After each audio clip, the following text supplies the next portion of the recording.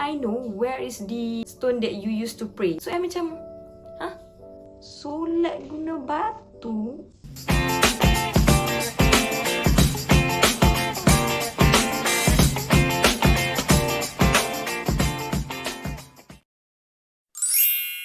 Assalamualaikum, hi everyone, I'm Amy. So hari ni I nak share macam mana pengalaman I sendiri sebagai seorang Muslim dekat luar negara. So this one specifically I dekat Australia lah, negara bukan Islam. And macam mana kami yang pakai tudung, which kalau dari jauh lagi seriously orang dah tahu dah you tu Muslim. First kali I just nak share apa sebenarnya pandangan orang bukan Islam terhadap kita Muslim. This is basically from my own experience tau. Tak semestinya sama dengan semua orang.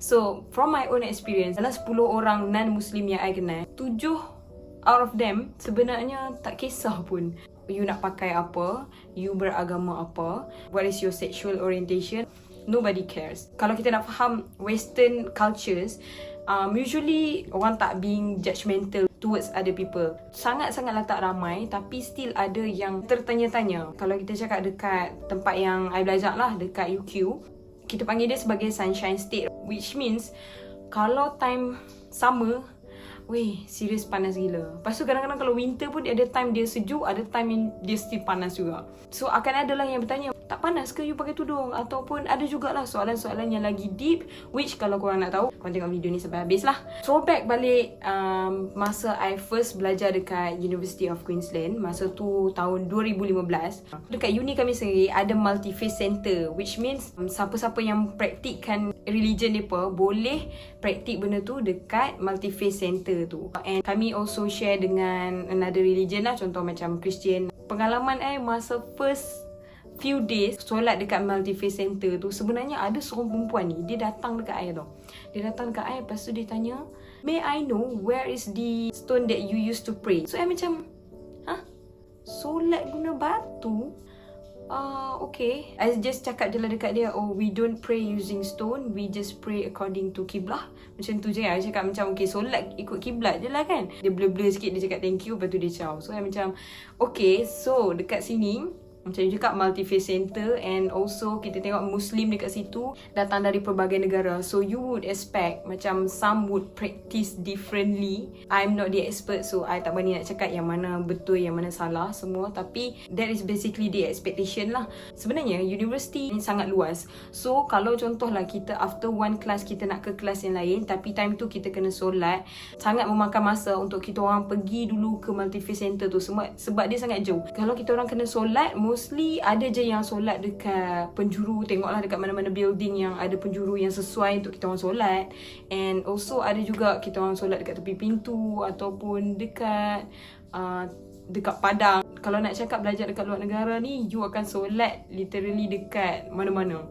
So tak ada spesifik tempat untuk you solat. Pernah jugalah time tu kami tengah solat, and then suddenly ada seorang homeless ni literally datang macam nak segah kami, and then dia macam layangkan tangan dekat kami, padahal time tu tengah solat tu. So I macam cuak juga, kenapa kan, macam tanya-tanya soalan apa yang kami tengah buat semua ni. So aku macam, patutkah I berhenti solat, jawab dekat dia dulu, ataupun I macam sambung je tak layan.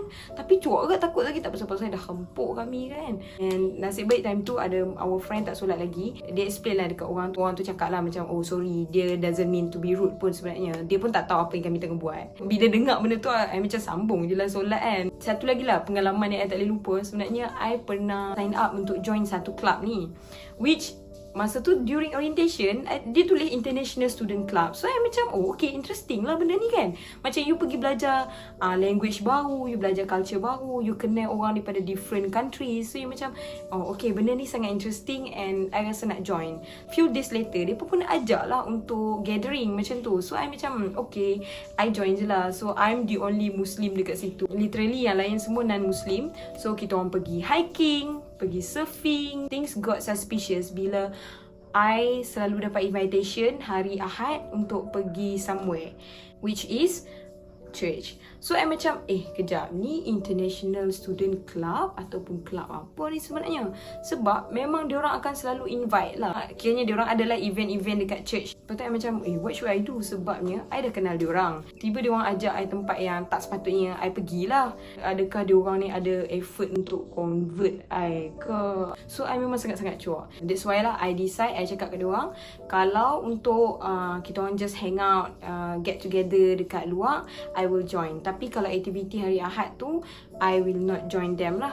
So dekat situ I macam letakkan barrier. So far dia ni baik-baik je. Kita mesti nak embrace everyone, and then kita rapat je dengan semua orang. So far tak ada isu pun benda tu. Okay, pengalaman lain pula I rasa macam kalau kita ni Muslim kan, sebab perempuan dia macam seriously siapa-siapa pun akan tahu you are a Muslim. Especially bila you pakai tudung. Dari jauh lagi orang boleh tahu you are a Muslim. So, I ingat lagi one day, masa tu I dengan kawan I tengah nak balik ke rumah kami lah. And suddenly, kita orang di-approach oleh this one guy. And dia sebenarnya on the way nak pergi birthday celebration kawan dia. But then, dia macam stuck sebab dia nampak kita orang. Dia datang kat kami, dia cakap dia ada few questions. Start daripada dia cakap nak tanya soalan tu, it ended up last for almost 3 hours. Kami sampai bersila dekat tepi jalan, and dia pun tak pergi birthday celebration kawan dia. Lepas tu kami tanyalah, are you an atheist? Lepas tu dia cakap macam, I am not sure whether I am an atheist or agnostic. So dia pun tak sure. Kami bukanlah expert, tapi kita sebagai practicing Muslim kan, takkanlah every time orang mai dekat kita nak tanya soalan, takkanlah every time you nak macam, okay sorry I cannot answer, I caw dulu. Takkan macam tu kan. Bukan mestilah kita try our best untuk jawab soalan-soalan ni apa. So basically itulah yang kami buat. Salah satu soalan yang dia tanya, kenapa perempuan fully covered? Kenapa you pakai tudung dan sebagainya?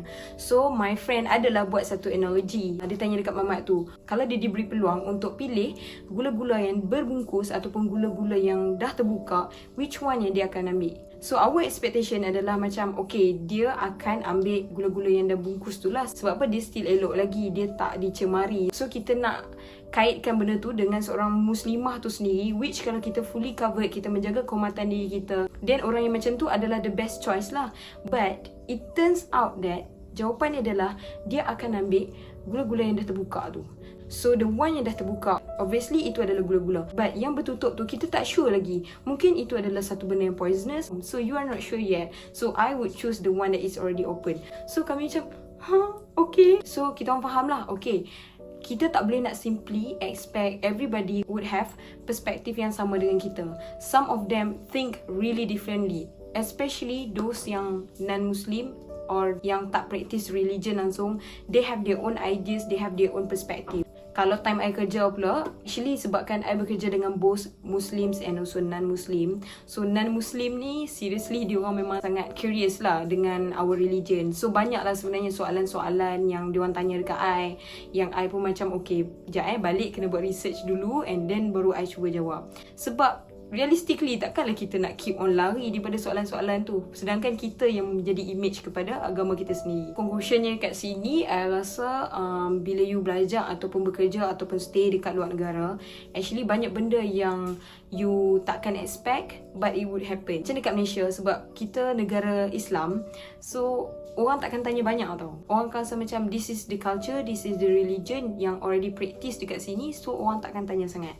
Tapi bila you dekat luar negara, especially dekat negara bukan Islam, you yourself berada dekat luar comfort zone. So bila kita berada dekat luar comfort zone ni, I belajar untuk menghargai agama I sendiri, and I belajar untuk protect my own religion. And kita sendiri pun akan try hard untuk belajar lagi so that kita boleh prepare dengan orang-orang yang akan tanya soalan macam ni. So far staying in overseas memang akan bagi you experience yang memang sangat berharga, and you can learn so many things from it. Until next video, that's all for